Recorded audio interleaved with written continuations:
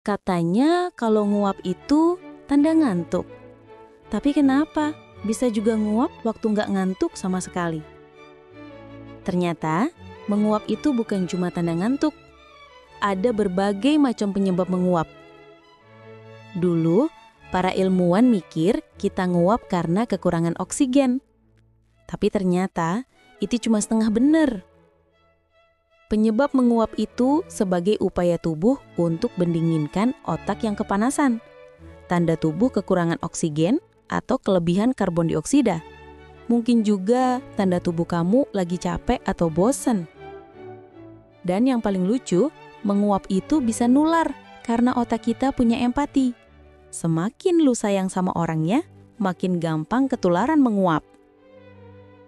Jadi, kalau lu nguap pas lihat video ini, bukan karena bosen, tapi karena otak lu empatik banget. Tapi empati lu jangan cuma buat menguap ya. Kasih juga ke tombol like dan follow dari Facts in Clay.